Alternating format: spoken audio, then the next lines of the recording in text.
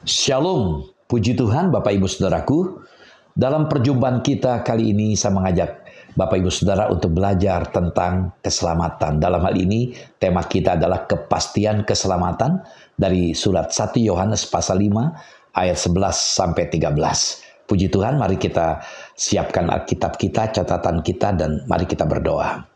Bapa kami dalam sorga, kami bersyukur buat waktu yang sudah Kau berikan bagi kami untuk kembali belajar dari firman-Mu. Terangi hati dan pikiran kami sehingga firman-Mu boleh kami terima dengan jelas dan benar. Terima kasih, kami bersyukur, kami serahkan sepenuhnya waktu kami dalam tangan-Mu.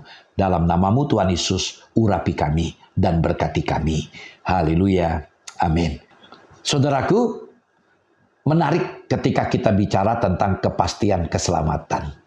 Karena ada begitu banyak pertanyaan yang bisa muncul. Karena itu dalam pertemuan ini, kita akan belajar bersama-sama bagaimana supaya kita itu dapat memahami dan mengerti bahwa hidup kekal itu terjamin bagi setiap orang yang percaya dan menerima Yesus Kristus.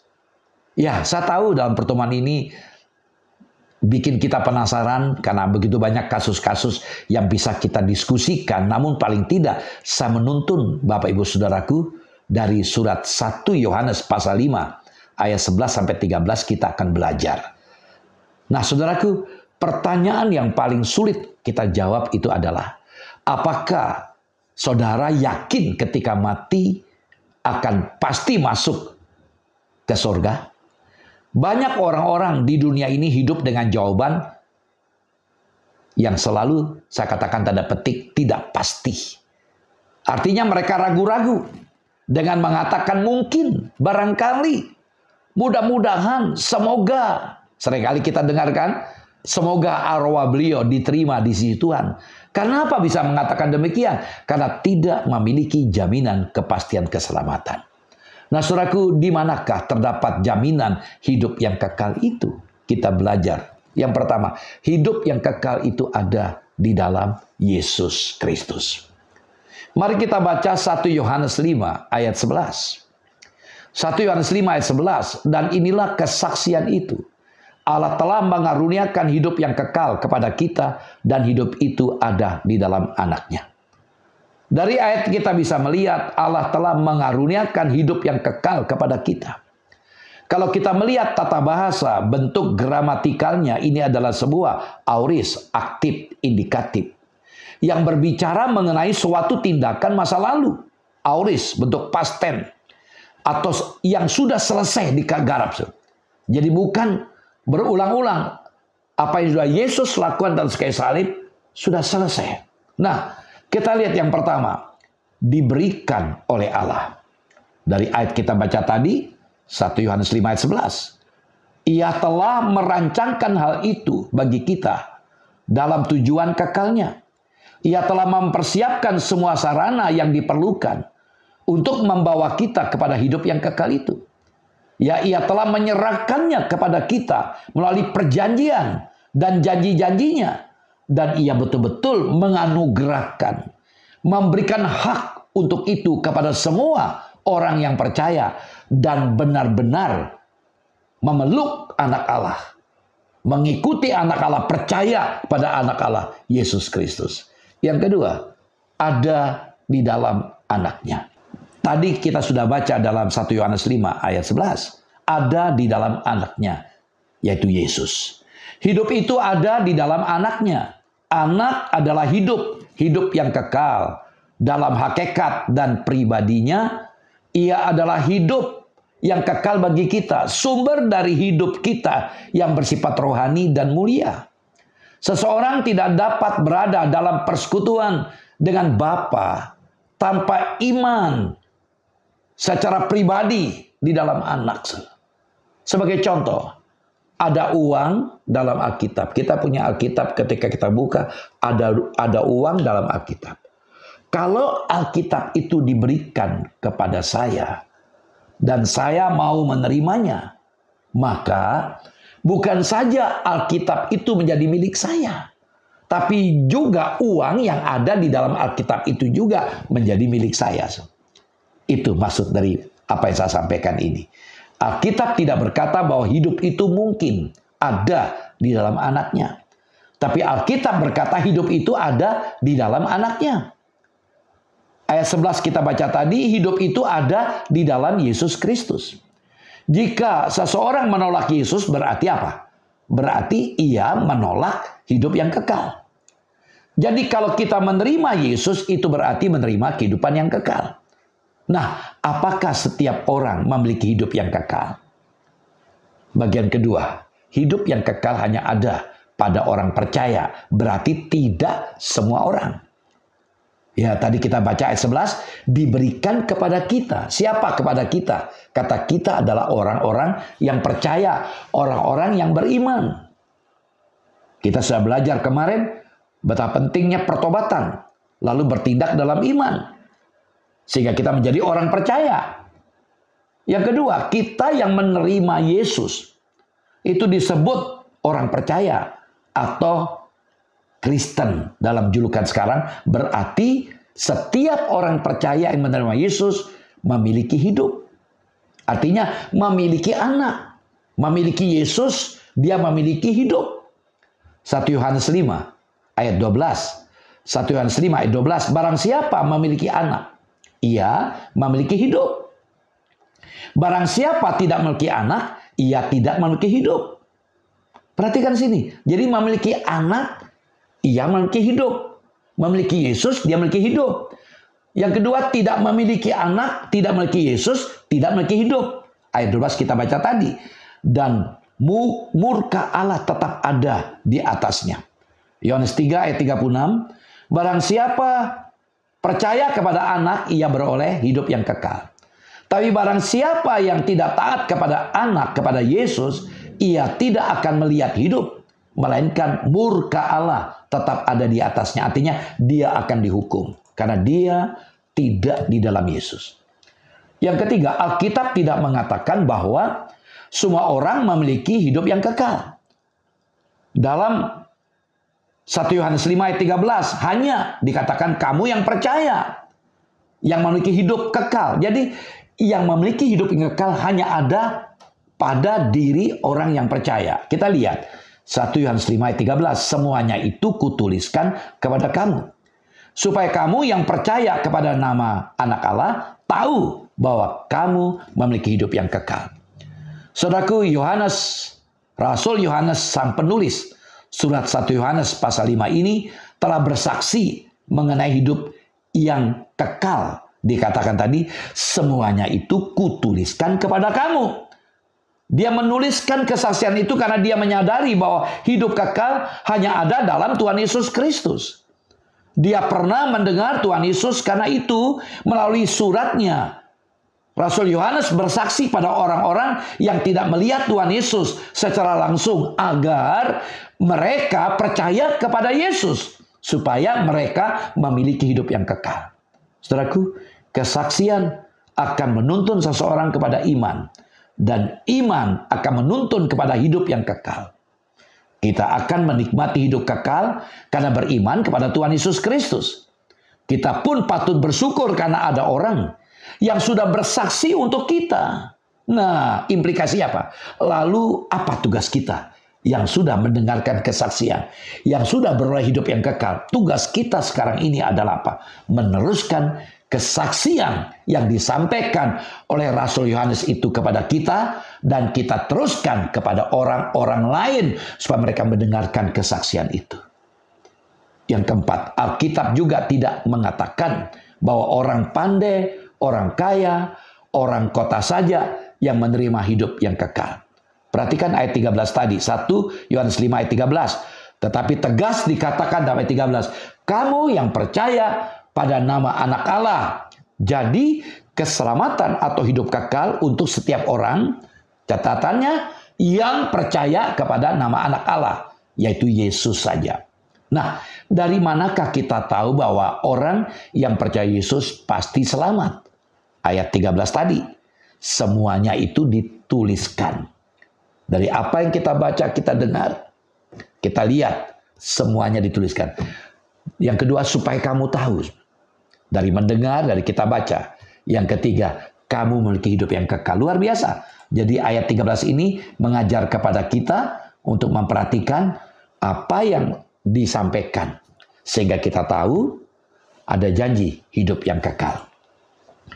Contoh, perjalanan hidup seseorang, misal begini. Jadi ketika kita naik kereta api menuju ke sebuah kota.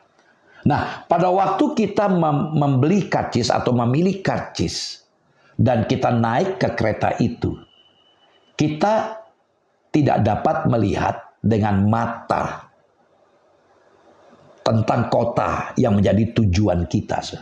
Tapi kita yakin bahwa kita akan tiba di tempat yang kita tuju. Karena kita sudah memiliki karcis sebagai jaminannya. Jadi waktu kita pesan secara online, kemana tujuan kota kita itu. Kita bayar, lalu masuk ke stasiun, kita naik.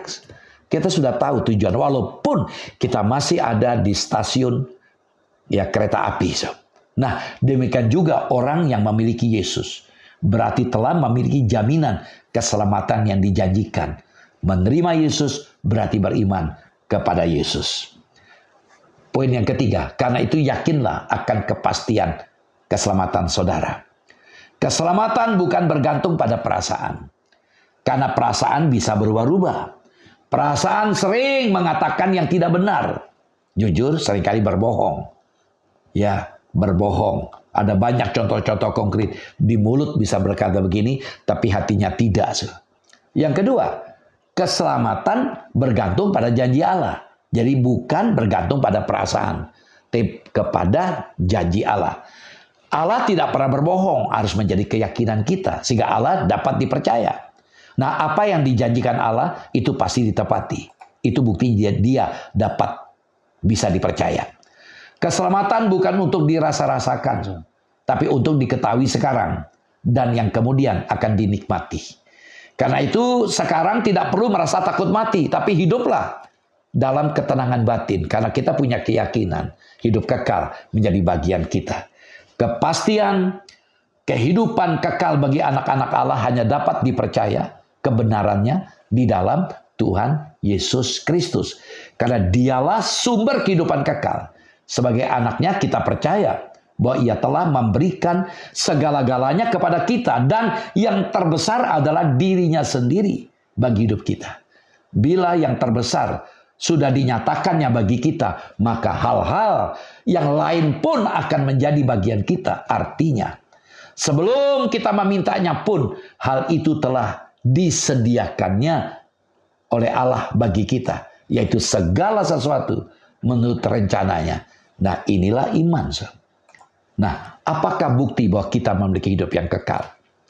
Kita melihat pertama dari 1 Yohanes 5 ayat 14. 1 Yohanes 5 ayat 14. Dan inilah keberanian percaya kita kepadanya, yaitu bahwa ia mengabulkan doa kita jikalau kita meminta sesuatu kepadanya menurut kehendaknya. Bukti kita memiliki hidup yang kekal. Kita boleh berdoa dan dijawab oleh Allah. Luar biasa. Artinya kita bisa punya hubungan kalau zaman dulu sebelum Yesus datang. Kita lewat imam dan imam pun ya harus setahun sekali. Bahkan kalau dia bersalah dia mati. Tapi sekarang kita adalah imamat rajani. Ada akses untuk datang pada Allah. Artinya kita boleh berdoa dan dijawab oleh Allah. Tentu sesuai dan selaras dengan apa yang dia mau. Ibrani 10 ayat 19, Ibrani 10 ayat 19 ada akses untuk datang kepada Allah. Sehingga kita boleh berdoa. Yang kedua, 1 Yohanes 5 ayat 15. Dan jikalau kita tahu bahwa ia mengabulkan apa saja yang kita minta, maka kita juga tahu bahwa kita telah memperoleh segala sesuatu yang telah kita minta kepadanya. Dari ayat ini seperti saya ungkapkan juga tadi di atas, bahwa 1 Yohanes 5 ayat 15 dipertajam. Tuhan peduli atas kebutuhan hidup kita. Kalau dia peduli, maka mari kita bangkitkan semangat doa kita untuk minta kepada Allah. Yang ketiga, 1 Yohanes 5 ayat 18. 1 Yohanes 5 ayat 18. Kita tahu bahwa setiap orang yang lahir dari Allah tidak berbuat dosa, tapi dia yang lahir dari Allah melindunginya, dan si jahat tidak dapat menjamahnya. Dari ayat ini, 1 Yohanes 5 ayat 18, Tuhan melindungi kita dari si jahat.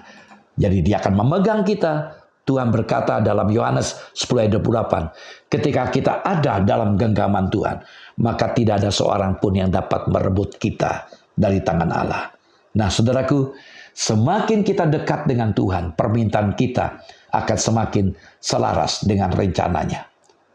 Karena kita tidak lagi meminta apa yang berkenan bagi diri sendiri, tetapi yang berkenan bagi Tuhan. Kedekatan dengan Tuhan membuat kita berdoa selaras sesuai dengan apa yang sudah direncanakan Tuhan bagi kita. Nah, saudaraku, kepastian jaminan lain yang diberikan Allah adalah bahwa Dia akan melindungi anak-anaknya dari kuasa si jahat. Sudah kita lihat tadi, 1 Yohanes 5:18. Tidak ada kuasa apapun atau siapapun yang dapat merampas kita dari genggaman tangan Allah yang Maha Kuasa. Ya saudara, memang benar bahwa selama kita masih di dunia ini, kita akan mengalami banyak kesulitan, tantangan, pergumulan dari si jahat. Namun ketika jatuh dalam dosa, tidak membawa kita pada maut. Orang percaya yang sungguh-sungguh menjaga kekudusan hidupnya, namun suatu kali berdosa tidak membawanya kepada kematian kekal, karena ia tetap memiliki hidup yang kekal. Ia dijamin, dijaga oleh Allah. Karena itu kita perlu sadar hal ini. Kehidupan janji yang diberikan pada kita tetap dipegang. Namun bukan berarti saya mengajak saudara untuk berbuat dosa.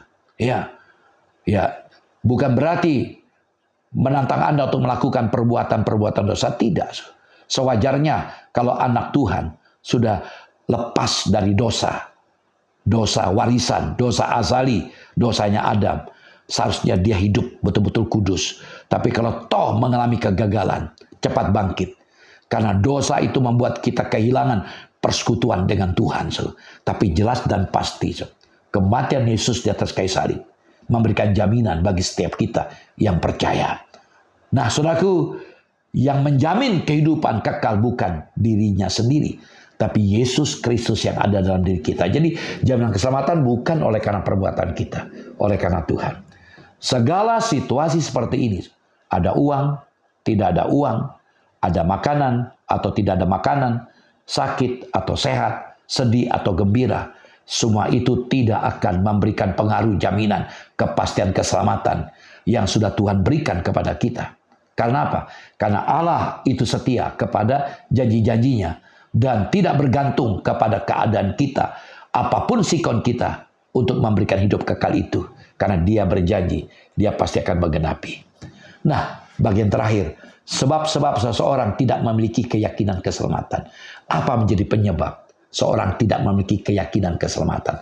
Pertama, tidak tahu dan tidak mengenal akan kasih Allah melalui Yesus Kristus. Sehingga dia tidak sadar akan dosanya. Nah, untuk itulah sebuah tantangan. Kita perlu memahami, kita perlu mengenal, mengerti dan bertindak. Dan untuk itu juga kita perlu memberitahu kepada mereka supaya mereka tahu dan mengenal kasih Allah itu. Yang kedua, tidak mau menerima Yesus dalam hidupnya. Mungkin sudah diberitahu, tapi mengeraskan hati. Ini dua hal ini. Kenapa seseorang tidak memiliki keyakinan keselamatan? Mungkin ada juga orang yang sudah mendengarkan tentang Yesus Kristus, tapi tetap mengeraskan hati dengan menolak untuk menerima atau percaya kepadanya. Saudaraku, terakhir, pertanyaan-pertanyaan yang dapat kita diskusikan. Pertama, apakah sebabnya seseorang tidak memiliki keselamatan? Yang kedua, apakah Allah telah memberikan keselamatan? Keselamatan itu ada dalam siapa, saudaraku?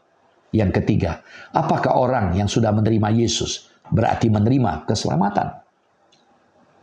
Mengapakah keselamatan kita tidak dapat hilang? Pikirkan itu. Mari kita berdoa. Bapa, terima kasih buat firman-Mu yang boleh kami terima, di mana kami diyakinkan hari ini, percaya kepadamu dijamin keselamatan kami. Terima kasih, perkuat iman kami agar kami tidak menggeserkan Yesus dalam hidup kami. Tolong setiap kami agar kami tetap mempercayakan hidup kami hanya kepada Engkau. Berkat Tuhan menyertai setiap kami. Dalam nama-Mu Tuhan Yesus kami sudah berdoa. Haleluya. Amin. Shalom. Sampai jumpa lagi. Tuhan Yesus memberkati.